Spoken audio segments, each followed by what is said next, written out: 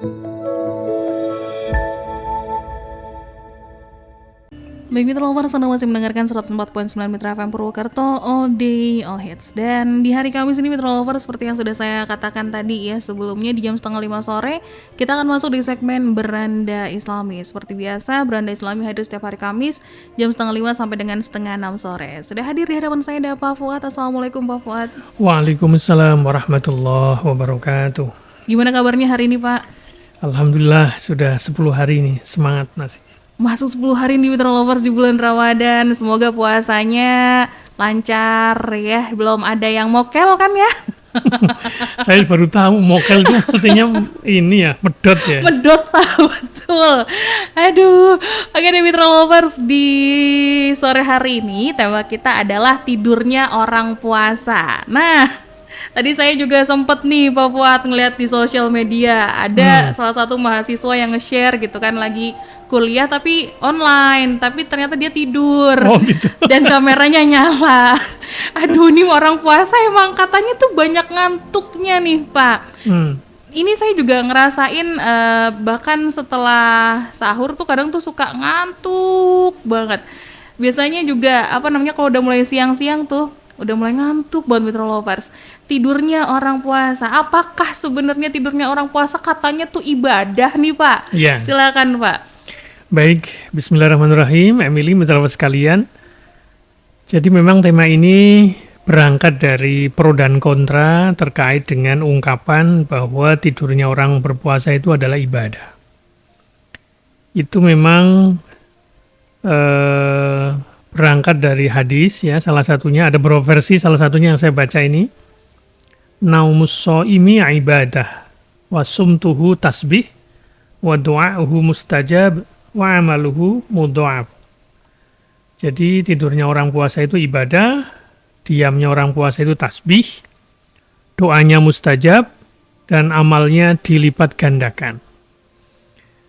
Tetapi memang oleh para ulama, para ahli tafsir, hadis ini dianggap lemah, ya, dianggap dhaif. Jadi kita tidak bisa menggunakan hadis ini sebagai sebagai landasan untuk melegitimasi bahwa tidurnya orang puasa itu ibadah. Hanya saja apakah itu salah sepenuhnya bahwa tidurnya orang puasa itu ibadah atau benar sepenuhnya? Nah, ini yang kadang-kadang di masyarakat itu, terutama di kaum muda itu menjadi tameng. Wah, kalau tidur terus kamu tidur terus, molor terus. Nah, itu dalilnya biasanya yang dipakai ini. Katanya tidurnya orang berpuasa itu adalah ibadah. Atau kan tidurnya orang puasa ibadah. Nah, kira-kira begitu. Nah, ini kita ingin mengurai. Sebenarnya yang sesungguhnya seperti apa? Yang jelas dari segi hadis tadi, kalau kita baca dari berbagai sumber, itu memang dikatakan lemah. Ya. Jadi kita tidak boleh berhujjah dengan hadis ini. Nah, terus kita bagaimana menyikapinya? Nah, saya berpendapat bahwa tergantung tidurnya seperti apa. Kalau memang tidurnya tidak berlebihan di siang hari, misalnya ya barang setengah jam, 1 jam, dan tidak mengganggu tugas gitu ya, memang kita punya waktu istirahat gitu ya, dengan niat. Nah, ini ada niatnya yang harus dicatat. Jadi kalau kita tidur siang sebentar gitu, setengah jam, 1 jam, dan dengan niat biar nanti malam kuat, agak melek kayak gitu, agak bisa jaga lama kayak gitu, maka itu menurut saya benar adanya. Jadi tidurnya orang puasa yang seperti itu karena memang memerlukan untuk bekal di malam hari, itu termasuk ibadah. Memang hukum asal tidur itu mubah. Mubah itu artinya ya boleh gitu. Tetapi tidur itu kan istirahat. Yeah. Kalau kita nggak istirahat, tubuh kita akan mengalami gangguan. Maka itu menjadi sebuah kebutuhan. Tapi hukum asalnya memang boleh. Seperti makan, minum itu hukumnya mubah. Tetapi ketika kita memang membutuhkan makanan, ya itu menjadi sesuatu yang menjadi kebutuhan. Ya. Tapi kalau tidur terus berjam-jam. Seperti lagunya Mbah Surip ya Mbak. Pernah dengar lagunya Mbah Surip itu? Pernah. Bangun tidur. Tidur lagi. Tuh, sairnya diulang-ulang. Bangun, tidur lagi. Nah kalau begitu tuh ya kategorinya tidur yang kurang bagus, yang tercela itu. Dengan alasan malas-malasan. Tetapi kalau tidurnya misalnya, mungkin kita memang saat tidak ada job atau tidak ada pekerjaan dan kemudian kita ya mungkin khawatir untuk daripada ngerasani banyak orang ya ikut gosip dan sebagainya, mengerjakan sesuatu yang dilarang, ya menurut saya nggak masalah gitu ya. Tetapi sesungguhnya kalau kita pikir-pikir, kalau tidur siang itu tidur terus, pertanyaannya, apakah kita nggak bekerja? Ya. Itu pertanyaannya. Apakah kita nggak punya kewajiban lain? Apakah puasa itu didesain hanya untuk itu? Jadi malam itu bangun terus ya, bergadang, makan banyak. Terus kalau siang, begitu habis subuh tidur. Terus zuhur, sholat, bangun, tidur lagi. Apakah puasa tujuannya begitu? Nah ini yang akan kita kaitkan. Jadi sesungguhnya alasan untuk tidur sepanjang hari atau banyak tidur di siang hari itu bertentangan dengan esensi puasa sebenarnya. Nah ini yang harus kita sadari. Jadi kalau misalnya niatnya, kamu kenapa tidur terus? Mungkin di hari Ahad ya itu ya, atau mungkin pas dia nggak kuliah atau nggak sekolah itu. Ya biar nggak lapar puasanya. Nah, kalau menghindari lapar dengan cara tidur terus itu nggak tepat sebenarnya. Justru Mbak Emily, teman-teman sekalian, ketika kita puasa itu ya memang salah satu nilai pendidikannya itu buat diri kita itu ya ketika kita mampu merasakan lapar. Puasa kok nggak merasakan lapar itu aneh gitu. Oke. Iya. Jadi justru indahnya puasa itu ketika kita menahan lapar, haus di siang hari. Kemudian dalam diri kita itu kayak ada kesadaran begini, Mbak. Masya Allah betapa ringkihnya tubuh saya ini. Lalu kemudian sampai hadir rasa takjub, rasa iman kepada Allah yang semakin besar. Oh, ternyata fisik kita ini memang lemah sekali. Hanya makan tidak atau minum beberapa jam saja, itu rasanya kita sudah kelelahan atau kecapean atau ringkih. Nah, ketika kita merasakan seperti itulah maksud dan tujuan puasa, Mbak. Supaya kita menghadirkan rasa kebesaran Allah Subhanahu wa Ta'ala. Jadi kita semakin sadar bahwa Allah itu memang Tuhan kita dan Dia yang menentukan segalanya termasuk hidup kita ini, menciptakan kita. Ya. Jadi seperti itu malah justru tujuan dari puasa itu biar merasakan ternyata nggak enak ya lapar ya. Ya kita laparnya cuma 14 jam. Nanti buka bisa balas dendam. Kita bisa buka bersama di kafe, di restoran. Oh, saya tadi juga dapat undangan Mbak untuk besok kalau nggak salah. Mahasiswa undang bukber di kafe lagi. Waduh, mahasiswa sekarang ini. Ya kafenya nggak terlalu mahal sih, nggak terlalu elit lah. Nah kita cuma berapa jam? Nah saudara kita kemarin di Palestina, mungkin Emily tahu ya, di Palestina itu gara-gara perang ya sampai sekarang masih terjadi, mereka itu kekurangan pasokan makan. Betul. Bahkan di TV kita lihat ada anak-anak Palestina itu sampai diberi makan kaktus oleh orang tuanya. Kaktus itu dimakan, Mbak. Kita bisa bayangkan itu. Makan lidah buaya aja langunya begitu, apalagi kaktus itu. Iya kan? Ya. Nah, kalau seperti itu kan kita jadi merasa bersyukur ya. Betapa nikmat makan itu luar biasa. Kita masih bisa makan meskipun beras harganya naik. Tapi alhamdulillah kita masih bisa makan. Ya meskipun ya tidak, makannya tidak terlalu wah-wah banget itu. Sebenarnya makan itu kan bukan masalah wah-wahan ya. Kadang-kadang begini Mbak. Saya pernah itu Mbak kemarin tuh. Menghadiri buka bersama ada diundang itu. Di situ makanannya luar biasa, ada durian, ada macam-macam itu. Tapi entah kenapa kok akan terasa lebih kayaknya enak buka di rumah ya. Dengan menu yang sederhana meskipun sekedar teh manis, sekedar mungkin nasi sayur ditemani gorengan atau tempe apalah. Tapi rasanya nikmat loh itu. Kadang-kadang buka bersama yang kita ikuti banyak menu itu kayak malah, apalagi kalau mahasiswa ya, kalau usia-usia muda itu kan masih nafsu makannya masih tinggi ya. Oh itu kayak itu belum, itu belum, itu belum. Akhirnya diambil semua. Wah, Masya Allah. Kalau usia seperti saya, Pak, yang jelang 50, makan satu udah rasanya kenyang gitu. Jadi nggak terlalu apa ya. Bukan masalah jenis makanannya, tapi lebih ke kondisinya sebenarnya. Dan perspektif kita. Mungkin suasananya kali ya. Mungkin kita bareng dengan orang-orang terdekat, ya itu akan terasa nikmat. Jadi itu.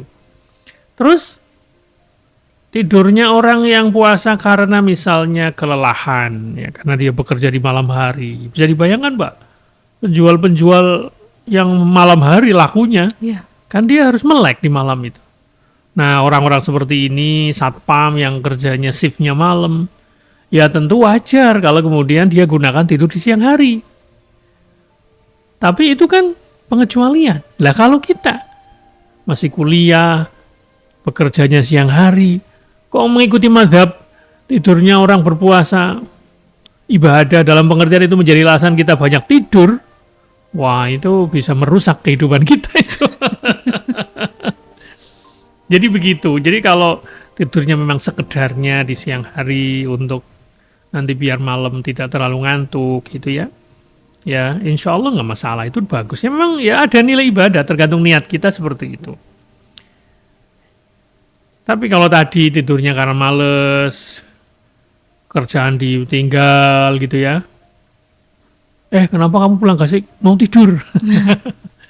Waduh, ini yang tidurnya orang yang tercela ini menurut saya. Tidurnya tercela, kurang bagusnya. Meskipun harus kita akui, Mbak, memang ada budaya mungkin di beberapa negara muslim termasuk kita ya. Kayaknya puasa itu alasan siang hari itu kayak untuk terlelap. Ya, di negara Arab Saudi juga termasuk, Mbak.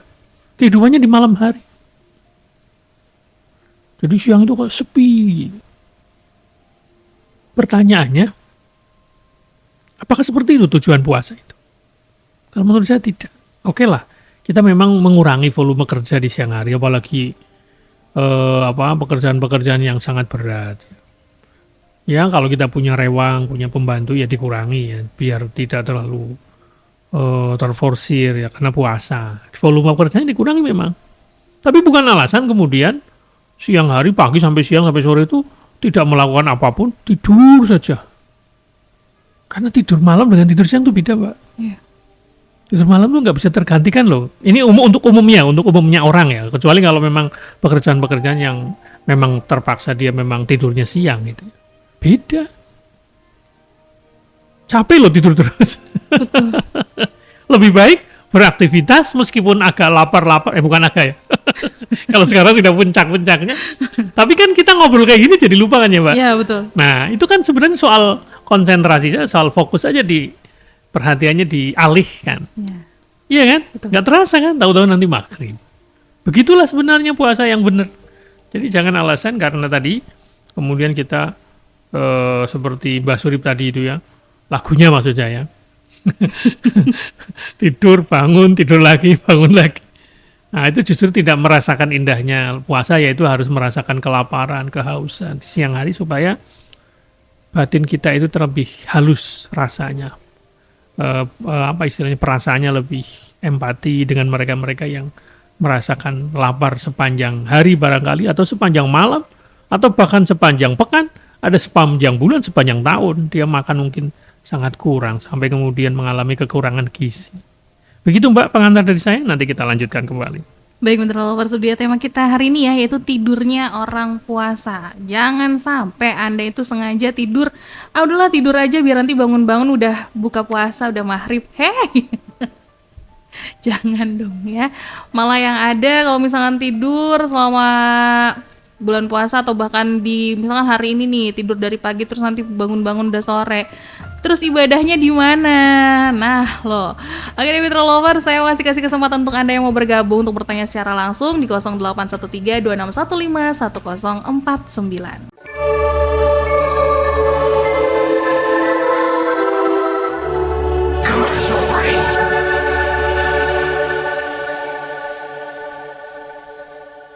Oke, Mitra Lovers, kita masih ada di segmen Beranda Islami. Masih dengan tema yang sama, yaitu tidurnya orang yang berpuasa.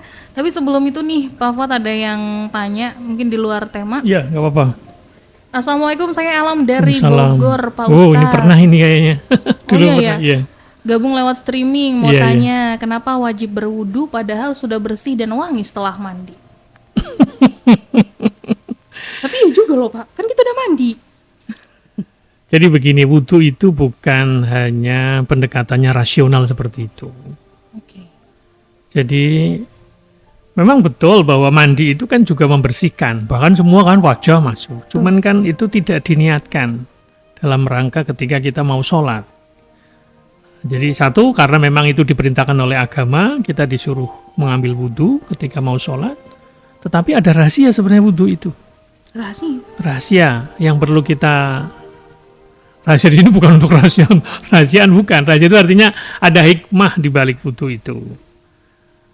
Kalau Mas Alam misalnya masih pernah atau mungkin sudah lewat kali ya dengar lagunya Bimbo itu yang kalau nggak salah judulnya apa, berwudhu ya. Misalnya ku basuh wajahku misalnya, atau yang pertama ku basuh mulutku, kita berkumur-kumur itu. Itu ada pelajarannya bahwa kita sedang membersihkan mulut kita yang sering berkata-kata yang tidak baik, ya kan? Yeah. Hidung kita, kemudian telinga diusap, itu adalah untuk membersihkan pendengaran. Mata otomatis ketika wajah itu kan ada mata yang teraliri air gitu ya, itu membersihkan penglihatan ya, supaya dosa-dosa karena mata kita itu bisa ibaratnya ambrol dosanya itu. Jadi itu wudhu itu rahasianya di situ, hikmahnya. Jadi jangan semata-mata kan kita kalau mandi sudah bersih, tapi kan tidak diniatkan. Nah, jadi karena memang itu perintah khusus untuk menghilangkan hadas kecil, untuk menjadi syarat sahnya sholat itu karena bersih dari hadas kecil. Nah, jadi begitu cara memahami agama. Jadi Mas Alam bisa baca nanti di berbagai buku barangkali. Salah satunya adalah Hikmah Syarif. Kalau nggak salah namanya Al-Hikmatus Syarifah. Tapi itu bahasa Arab ya. Nanti mungkin biar lebih cepat klik saja hikmah di balik wudhu. Kenapa kita harus berwudhu? Okay. Sama, kenapa kita sholat? Apakah kita mengatakan, bukankah kita sudah senam? Waduh. Kalau mandi itu adalah sebuah kebutuhan yang sifatnya kesehatan. Okay. Tapi kalau mandi besar itu adalah syariat untuk menghilangkan hadas besar. Jadi itu dua hal yang berbeda. Bahwa kita disuruh menjaga kebersihan ya. Cuma kalau mau ibadah itu bukan semata-mata yang penting kita sudah steril ya, sudah mandi dengan sabun. Bahkan kalau wudhu nggak boleh pakai sabun, itu harus pakai air yang murni, air yang bersih, yang namanya tohir mutohir, yang bersih dan membersihkan, yang suci dan mensucikan. Jadi ada dua konsep Pak di sini, ada konsep sehat, konsep suci, atau konsep kalau sehat itu lebih ke higienis. Contoh Mbak. Ketika kita minum, itu kan minumannya harus higienis ya, tidak ada kuman dan harus bersih. Tapi kalau wudhu, kita lagi di tengah hutan, airnya keruh. Yeah.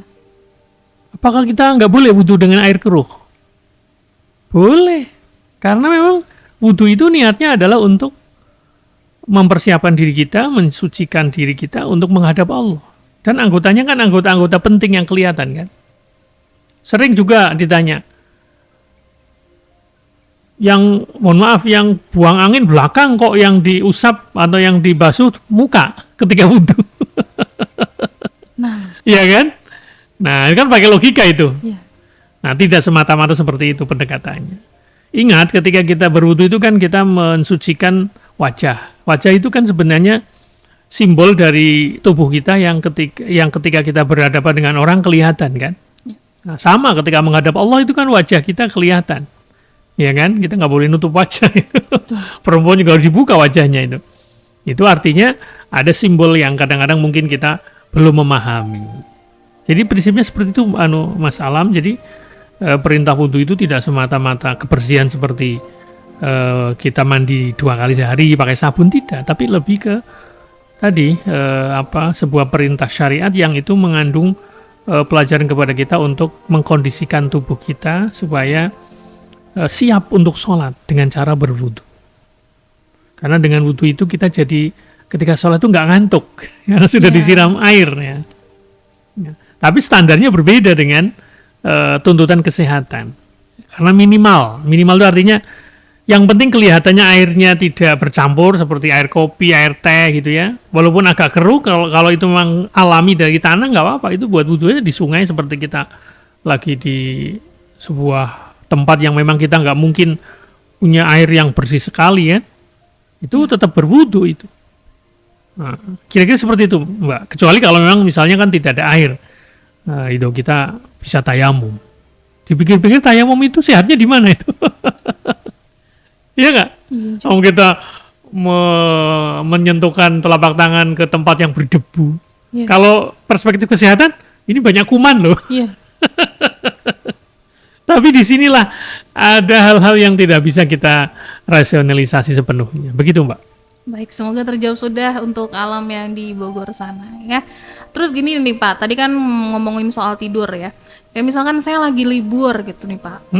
Lagi libur, sebenarnya lagi libur, tapi ada kondisi di mana pas malam itu benar-benar nggak bisa tidur sama sekali.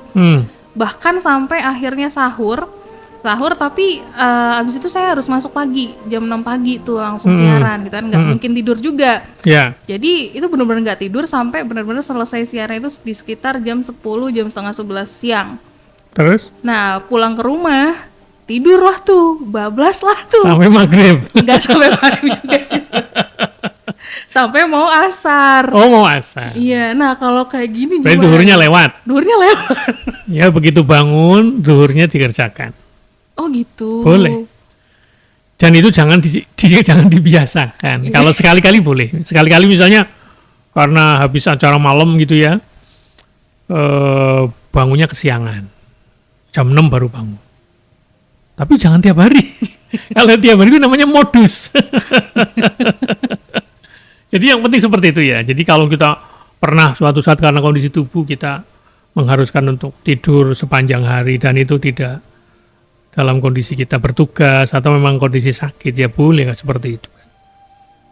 Jadi intinya seperti itu ya. Jadi baik kondisi puasa maupun tidak, kalau memang kita memerlukan tidur yang agak lama di pagi siang hari ya nggak apa-apa karena mungkin malamnya tidak bisa tidur. Kan ada orang sakit itu malam nggak bisa tidur. Iya betul. Tidurnya dibalik. Iya. Jadi seperti kelelawar. Nah, saya ingin mengaitkan kebiasaan ini yang menurut saya menjadi penting untuk kita rubah ya. Pada dasarnya tidur itu soal mindset tuh Mbak. Kenapa ada orang bawaannya ngantuk terus? Memang saya akui Mbak, kalau tidak ada tugas habis subuh, settingannya apalagi habis diisi kan sahur. Yang penting jangan habis sahur, habis makan tidur terus subuh bangun, jangan. Itu terlalu dekat, kurang bagus. Ya jarak-jarak 1 jam 2 jam dari makan itu baru tidur. Ya. Kalau menurut kesehatan seperti, apalagi kalau bisa sampai 3 jam itu bagus ya. Tapi kalau nggak sampai 3 jam ya janganlah habis makan berapa menit yang langsung tidur lagi. Ya itu merusak tubuh itu. Tapi yang jelas itu mindset juga sebenarnya. Saya Mbak kalau misalnya habis subuh ada tugas kultum misalnya, apalagi kalau di luar rumah ya agak jauh, nggak tidur Mbak, nggak ngantuk tuh, iya kan? Iya. Tapi kalau lagi nggak ada tugas gitu ya, nggak ngapa-ngapain habis subuh bawaannya ya tidur. Ya tapi jangan lama-lama, nanti jam 6 bangun ya mandi kan terus kerja kan ngantar anak sekolah. Ya, itu bagi saya sih masih wajar. Tapi kalau yang tercela tadi yang kurang bagus tuh tidurnya sepanjang hari, padahal malam juga sudah tidur lagi. Nah, itu yang jelek dari situ. Yang jelek juga gini, memang di masyarakat itu ada budaya juga. Malam itu begadang, apalagi yang muda-muda itu ngelayap nggak jelas gitu. Kecuali kalau malamnya tahajud, tadarus, ya tapi juga tetap harus tidur, Mbak. Jadi yang benar itu puasa itu malam itu tetap tidur, tapi jangan kemudian sepanjang malam tidur terus ya. Kan kita bangun lebih awal kan, otomatis tidurnya kurang kan? Ya. Nah, ketika tidurnya kurang, itu bisa diganti sesuai kesempatan kita. Ya kalau misalnya sempatnya habis subuh asal jangan tiap hari gitu ya, dan tidak melalaikan tugas di mana memang kita harus bertugas, entah itu tugas sosial maupun tugas pekerjaan, ya nggak masalah, sempatnya habis subuh, kan nanti jam 7 berangkat, kan nggak punya waktu tidur lagi, siang nggak punya waktu kan, nggak mungkin kita tidur siang itu, ya paling kalau misalnya pas lagi di kampus sebentar ya, kalau lagi jeda gitu ya, ngeliap sebentar bisa juga sambil duduk gitu bisa, cuma nggak biasa saja gitu, ya paling ngeliap sebentar gitu, itu insya Allah sudah seger lagi. Nggak mungkin kita punya waktu tidur 5 jam, nggak mungkin. Bagi kita yang bekerja, otomatis kita harus punya settingan yang baik tentang tadi. Masa puasa bawanya tidur terus, repot itu. Dan itu adalah kebiasaan yang jelek. Jangan lupa bahwa kebiasaan itu watak kedua, Mbak. Sebelum menjadi watak kita, itu karena kita biasakan sebenarnya. Kenapa orang bawaannya tidur terus? Boleh jadi karena dia membiasakan. Dan itu menjadi kebenaran. Nah, apalagi kemudian ada hadis dhaif ini.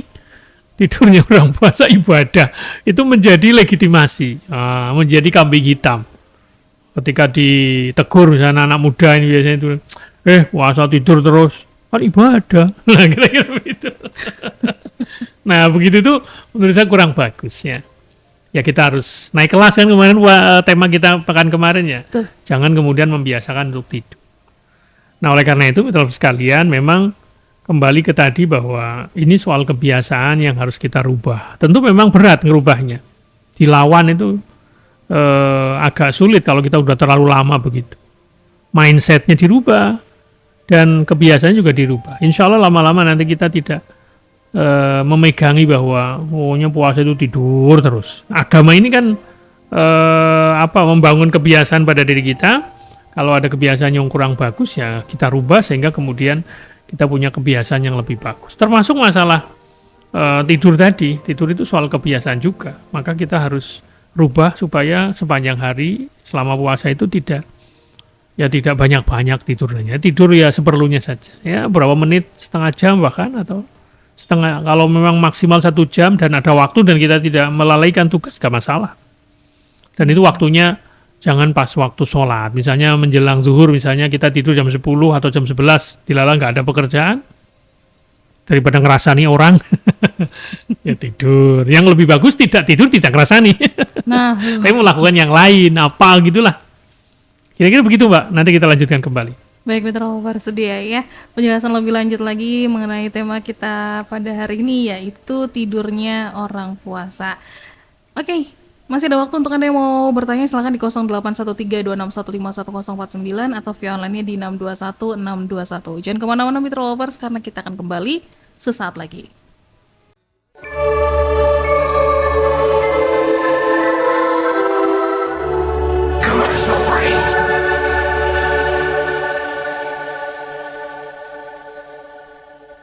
Baik Mitra Lovers, kita masuk di sesi yang terakhir di Beranda Islami. Untuk Pak Fuad, silakan mungkin ada yang ingin ditambahkan.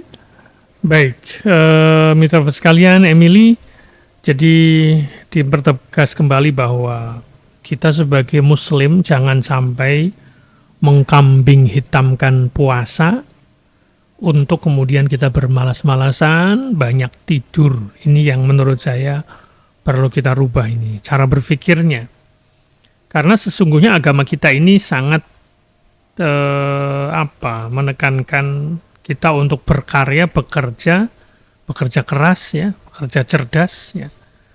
Tapi juga bekerjanya ikhlas. Nah, puasa ini memang kalau dipikir-pikir ya, kenapa kok menahan lapar hausnya malah jam kerja? Nah itu kan rahasia ini. Ya. Kenapa nggak menahan laparnya pas malam? Ya sama saja, tidur nggak kerasa. Disitulah ya nilai pendidikannya di situ. Kenapa kok dari subuh sampai maghrib? Sementara kita umumnya bekerja kan jam 7:30 misalnya sampai atau jam 8 sampai jam 4. Ya. Kalau puasa dipendekin saya misalnya jam 8 sampai jam 3 sore. Kan pas puasa itu. Ya. Siang hari kan. Tuh. Apa kemudian ini menjadi alasan buat kita? Kalau begitu kita nggak usah kerja. Ya nggak bisa lah. Ini yang menurut saya harus kita rubah cara berpikirnya. Jadi pada dasarnya puasa itu tidak bisa dijadikan alasan untuk kita bermalas-malasan, meskipun memang ya umumnya dikurangi ya. Selama kita puasanya benar. Sebenarnya kalau puasanya benar, ya malam tetap tidur ya. Insya Allah nggak akan ada alasan kemudian kita di siang hari itu ngantuk terus, enggak.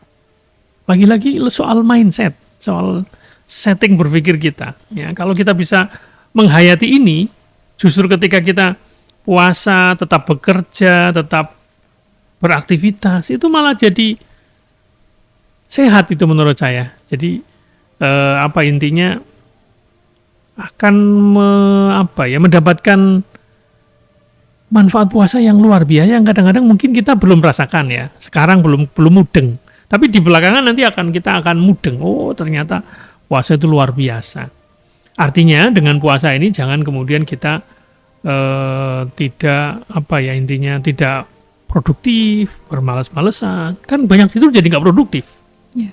Ya kan? Betul. Nah, kenapa begitu? Karena ini fakta ya dalam sejarah, bahkan di Al-Quran sendiri, di hari Jumat pun Mbak, kita disuruh banyak menyebar, beraktivitas. Misalnya di surat Al-Jumu'ah dinyatakan a'udzubillahi minasyaitonirrajim wa idza qudiyatis sholatu fantashiru fil ard. Jadi ketika sholat Jumat sudah ditunaikan, maka bertebaranlah kalian di muka bumi dalam rangka mencari rizki Allah Subhanahu wa taala. Itu. Jadi jangan kemudian karena kita puasa malah jadi tidak produktif. Ini yang menurut saya harus kita rubah perspektifnya. Kemudian dalam sejarah perang Badar itu pas Ramadan loh, Pak. Nabi itu perang itu pas Ramadan. Kalau nggak salah 17 Ramadan. Mungkin ya kalau perang kan boleh buka. Ya itu mungkin bisa saja. Tapi intinya Ramadan itu tidak menjadi alasan untuk kita tidak melakukan aktivitas, tidak berprestasi. Justru perang Badar waktu itu umat Islam sepertiga jumlahnya dengan kafir Quraisy waktu itu jumlahnya kalau nggak salah umat Islam cuma 300-an, orang kafir Quraisy 1000-an. Tapi menang kita umat Islam itu di saat Ramadan. Nah, jadi kira-kira begitu. Insya Allah dengan puasa ini tentu dengan cara-cara yang benar puasanya itu tidak kemudian membuat kita harus turun kinerjanya dalam pengertian sama sekali menjadi zong, nggak boleh. Ya tentu secara volume mungkin kita berkurang, tapi secara kualitas barangkali lebih bagus. Mungkin karena kita lebih cerdas, kita lebih ikhlas bekerjanya dengan puasa ini dibanding tidak puasa. Kadang-kadang sedikit-sedikit kan makan, sedikit-sedikit ke belakang, ya malah juga kepotong itu waktunya. Kalau puasa kan nggak mikir makanan, nggak mikir makan siang ke kantin, nggak kan, jalan terus. Ya tetap harus istirahat, ya. Tapi menurut saya ada rahasia puasa yang kadang-kadang mungkin belum sepenuhnya kita rasakan sekarang, Mbak. Tapi kita yakin bahwa di balik puasa ini ada kebaikan yang sangat banyak yang kadang-kadang mungkin masing-masing orang beda. Ya, mungkin ada yang sudah merasakan, ada yang belum. Tapi mari kita buktikan bahwa justru indahnya Idul Fitri nanti, Mbak, itu karena kita berpuasa.